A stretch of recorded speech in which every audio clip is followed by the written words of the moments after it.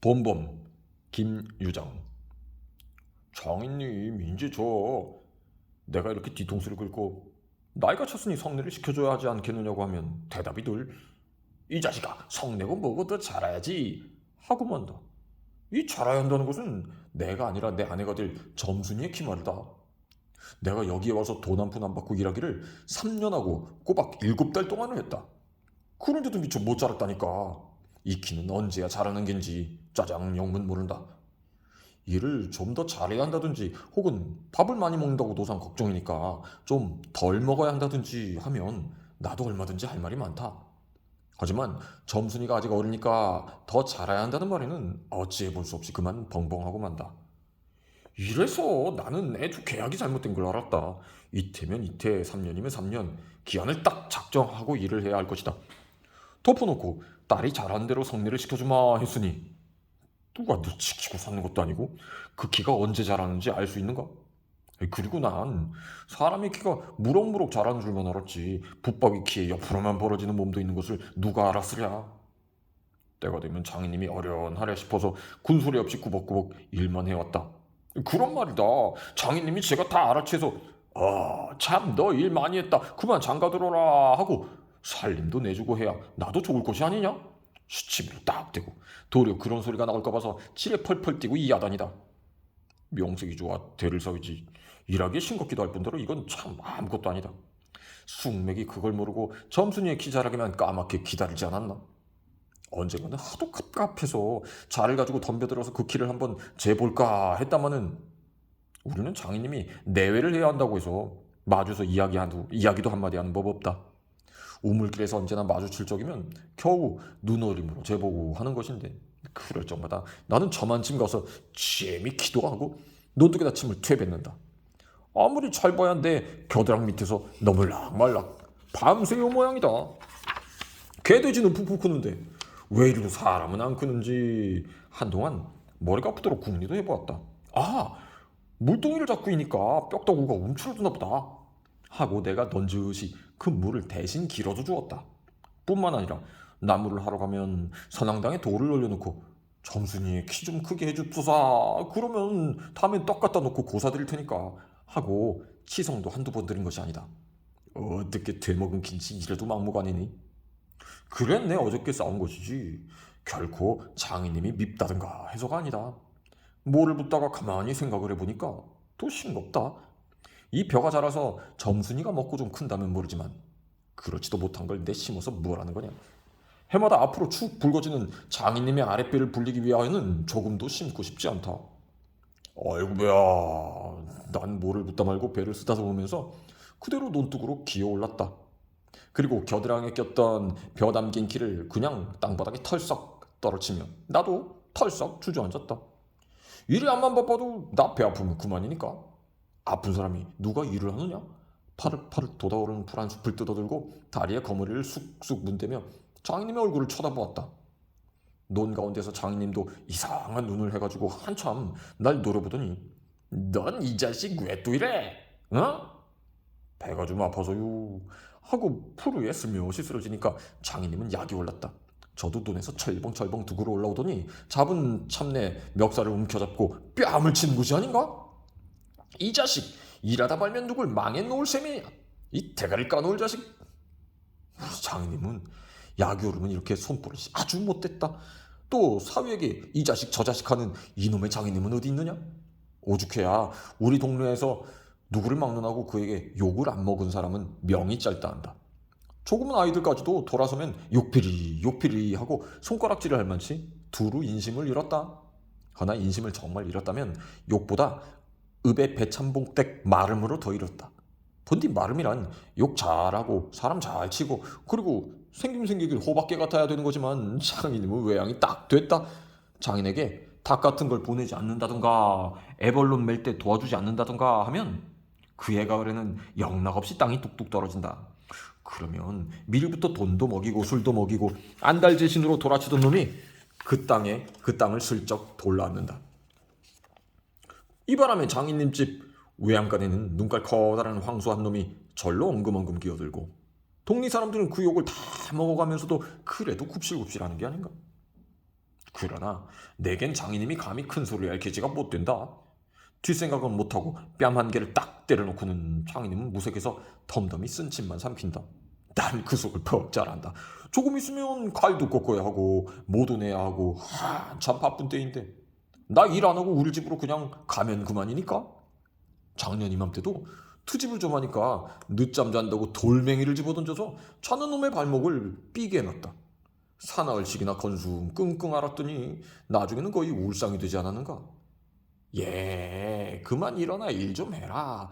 그래야 올가을에 벼 잘 되면 너 장가들지 않니?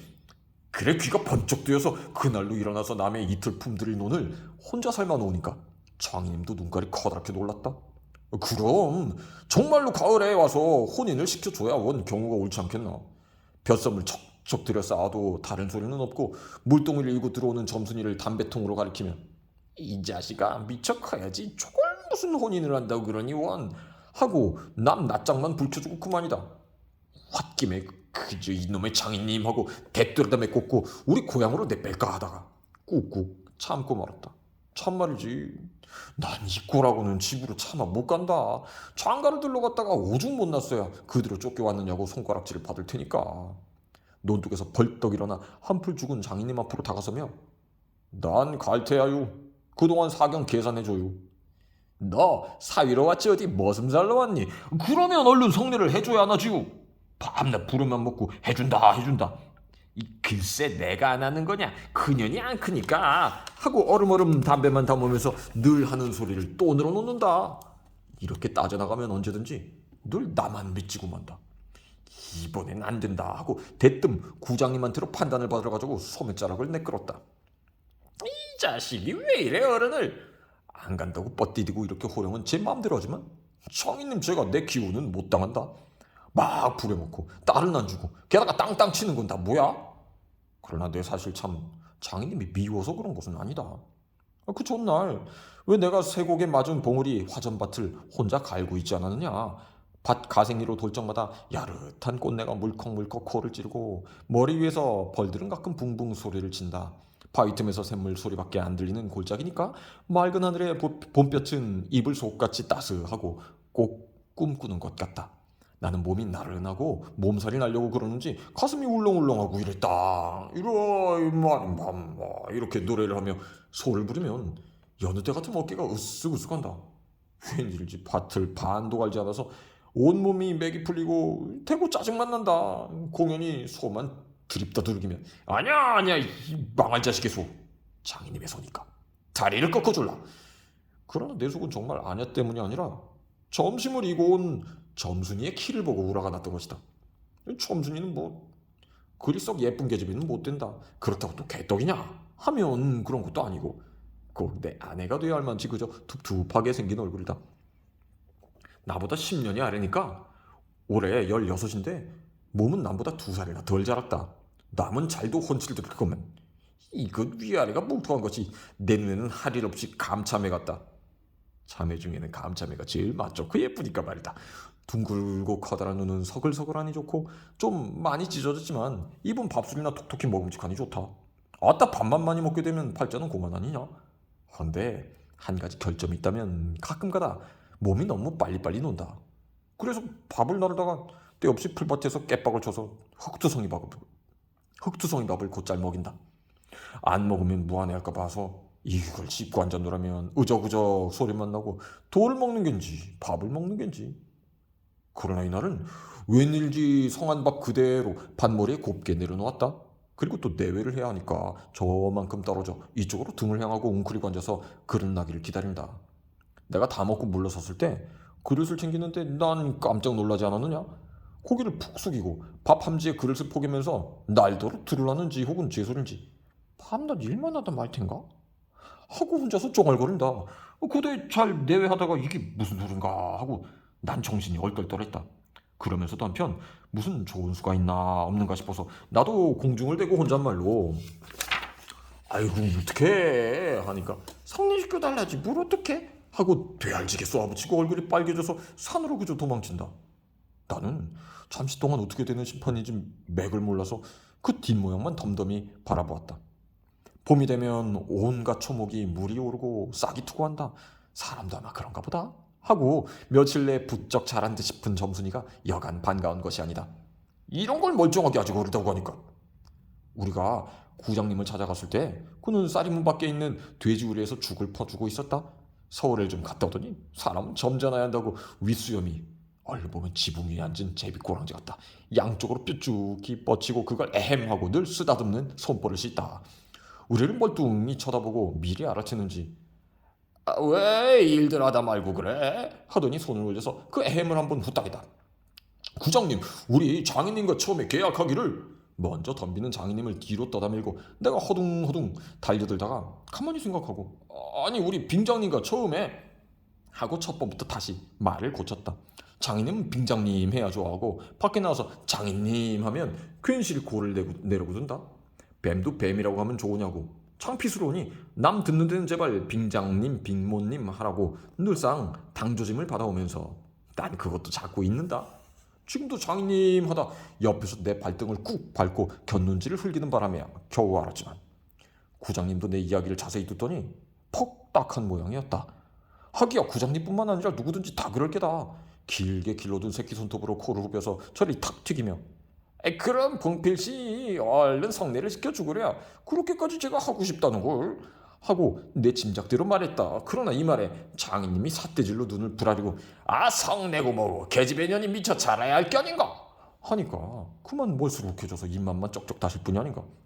그것도 그래. 그래 거진 4년 동안에도 안 자랐더니 그 키는 언제 자라지요? 다 그만두고 사경이나 줘요. 글쎄 이 자식아 내가 그칠 말라고 그랬니 왜 날 보고 떼냐. 빅모님은 참새만 한 것이 그럼 어떻게 애를 낳지요? 사실 장모님은 점순이보다도 귀때기 하나가 작다. 장인님은 이 말을 듣고 껄껄 웃더니 코를 푸는 척하고 날 은근히 골리려고 팔꿈치로 옆 갈비뼈를 퍽 치는 것이다. 더럽다. 나도 종아리에 파리를 쫓는 척하고 허리를 구부리며 그 궁둥이를 확 떼밀었다. 장인님은 앞으로 우둘근하고 쌀이 문개로 쓰러질 듯하다가 몸을 바로 고치더니 눈총을 몹시 쏘았다. 이런 망할 자식 하곤 싶으나 남의 앞이라 차마 못하고 섰는 그 꼴이 보기에 벅쟁그러웠다. 그러나 이 밖에는 별반 신통한 결론을 얻지 못하고 토로 논으로 돌아와서 뭐를 부었다. 왜냐면 장인님이 뭐라고 귓속말로 수근수근하고 간 뒤다 구장님이 날 위해서 조용히 데리고 아래와 같이 일러주었기 때문이다. 뭉태의 말은 구장님이 장인님에게 땅 2마지기 얻어붙이니까 그래 꿰었다고 하지만 난 그렇게 생각 안 난다. 자네 말도 하기야 옳지. 나이 찼으니 아들이 급하다는 게 잘못된 말은 아니야. 하지만 농사가 한창 바쁜 때 일을 안 한다든가 집으로 달아난다든가 하면 손해죄로 징역을 가거든. 여기 그만 정신이 번쩍 났다. 왜 요전에 산포말서 산에 불 좀 놓았다고 징역 간 거 못 봤나? 재산에 불을 놓아도 징역을 가는 있던데 남의 농사를 버려두니 죄가 얼마나 더 중한가? 그리고 자넨 정장을 간대지만 그러면 괜스레 죄를 들쓰고 들어가는 걸세. 또 결혼도 그렇지. 법률에 성년이라는 게 있는데 21가 돼야지 비로소 결혼을 할 수 있을 것에. 자넨 물론 아들이 늦은 걸 염려하지만 첨순이로 말하면 이제 겨우 16이 아닌가. 그렇지만 아까 빙장님의 말씀이 올 가을에는 열리를 제치고라도 성례를 시켜주겠다 하시니 좀 고마울 겐가. 빨리 가서 뭐 붙은 거나 마저 묻게. 군소리 말고 어서 가. 그래서 오늘 아침까지 끽소리 없이 왔다. 장인님과 내가 싸운 것은 지금 생각하면 전혀 뜻밖의 일을 안 할 수 없다. 장인님으로 말하면 요즘 소작인들에게 행세를 좀 하고 싶다고 해서 돈 있으면 양반이지 별게 있느냐 하고 일부러 아랫배를 쑥 내밀고 걸음도 뒤틀게 걷고 하는 이판이다. 이까지 낯좀 두들기다 남의 땅을 가지고 모처럼 닦아놓았던 가문을 망친다든가 할 어른이 아니다. 또 나로 논할 것 같으면 아무쪼록 잘 돼서 점순이에게 얼른 장가를 들여야 하지 않느냐. 이렇게 말하자면 결국 어젯밤 뭉태네 집에 맛을 간 것이 썩 나빴다. 낮에 구장님 앞에서 장인님과 내가 싸운 것을 어떻게 알았는지 대놓고 빈정거리는 것이 아닌가. 그렇게 바꿔도 그걸 가만둬? 그럼 어떡하니. 인마 봉피를 모판에다 거꾸로 박아놓지 뭘 어떡해 하고 괜히 내 대신 화를 내가지고 주먹질을 하다 등잔까지 쳤다. 놈이 원래 괄괄은 하지만 그래놓고 날더러 석유값을 몰라고 막 지다우를 묻는다. 난 어안이 벙벙해서 잠자고 앉았으니까 저만 연방 뒷걸음는 소리가 밤낮 일만 해주고 있을 테냐? 영득이는 1년을 살고도 장가들었는데 넌 4년이나 살고도 더 살아야 해. 네가 세 번째 사위인 줄이나 아니? 세 번째 사위. 남의 일이라도 분하다 이 자식아. 우물애가 빠져 죽어. 나중에는 손톱으로 목을 따라고까지 하고 제 아들같이 함부로 못 뻗질렀다. 별의별 소리를 다 해서 그대로 옮길 순 없으나 그 줄거리는 이렇다. 우리 장인님 딸이 셋이 있는데 맏딸은 재작년 가을에 시집을 갔다. 정말은 시집을 간 것이 아니라 그 딸도 대릴 사유를 해가지고 있다가 내보냈다. 그런데 딸이 10살 때부터 19, 즉 10년 동안의 대릴 사위를 갈아들이기를 동리에선 사위부자라고 이름이 났지만은 열놈이란 참 너무 많다. 장인님이 아들은 없고 딸만 있는 거로 그 다음 딸을 대릴 사위를 해올 때까지는 부려먹지 않으면 안 된다. 물론 머슴을 두면 좋지만 그건 돈이 드니까. 일 잘하는 놈을 고르느라고 연방 바꿔드렸다. 또 한편 놈들이 욕만 주창 퍼붓고 심의도 부려먹으니까 배일상에서 탈환하기도 했겠지. 점순이는 둘째 딸인데 내가 이를테면 그 세 번째 대릴 사위로 들어온 셈이다. 내 다음으로 네 번째 놈이 들어올 것을 내가 일도 잘하고 그리고 사람이 좀 어수룩하니까 장님이 잔뜩 붙들고 놓질 않는다. 셋째 딸이 이제 6살. 적어도 10살은 돼야 대릴 사위를 할 테므로 그동안은 죽도록 부려먹어야 된다. 그러니 이제는 좀 속 좀 차리고 장가를 들여달라고 떼를 쓰고 나자빠져라 이것이다. 나는 겉으론 엉엉하며 귓등으로 들었다.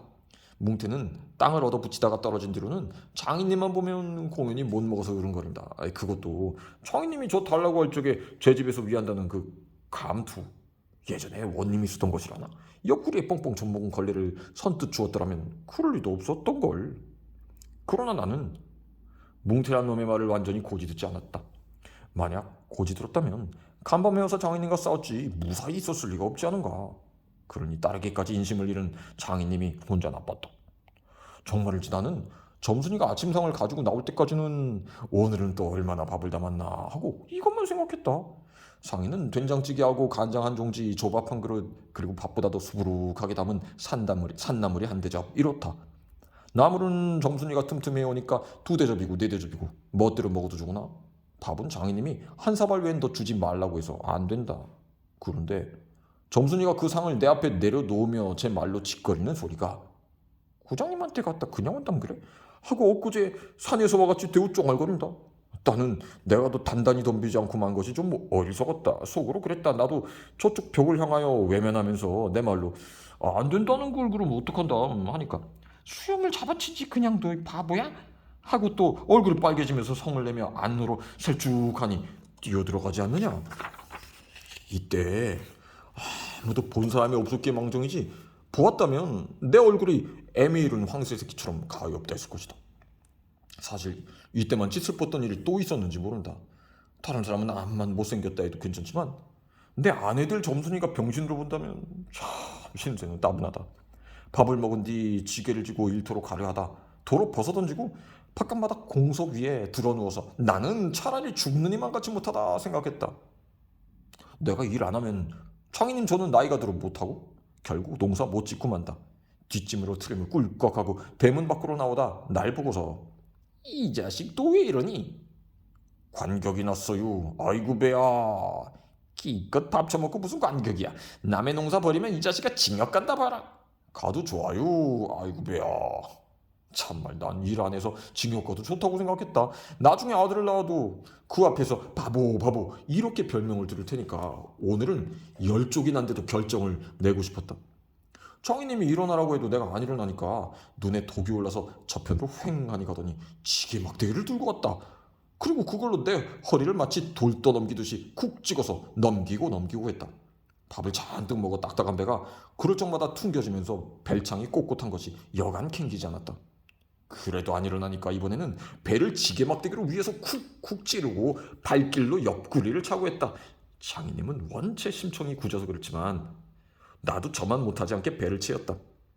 아픈 곳을 눈을 꽉 감고 넌 해라 난 재밌다는 듯이 있었으나 볼기짝을 후려갈길 적에는 나도 모르는 길에 벌떡 일어나서 그 수염을 잡아챘다.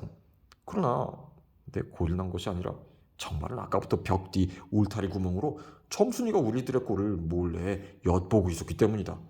가뜩이나 말 한마디 톡톡이 못한다고 바보로 왔는데 매까지 잠자코 맞는 걸 보면 짜장 바보로 할 게 아닌가? 또 점순이도 미워하는 이까진 놈의 장인님하고는 아무것도 안 되니까 막 때려도 좋지만 사정 모아서 수염만 채고 재원대로 했으니까 이때 점순이는 기뻤겠지. 저기까지 잘 들리도록 이걸 까셀라보다 하고 소리를 쳤다.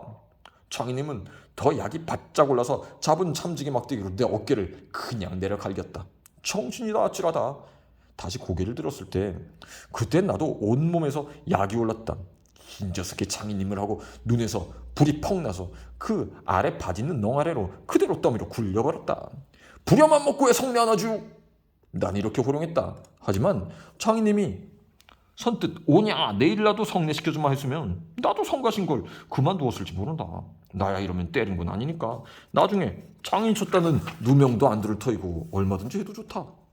한 번은 장인님이 헐떡헐떡 기어서 올라오더니 내 바지가랑이를 요렇게 노리고서 단박 움켜잡고 매달렸다. 아 소리를 치고 나는 그만 세상이 다 핑그르르 도는 것이 빙장님 이 자식 잡아먹어라 잡아먹어. 아 할아버지 살려줍시오 할아버지 하고 두 팔을 허둥지둥 내저을 적에 이마에 진땀이 쭉 내솟고 이젠 참으로 죽나보다 했다.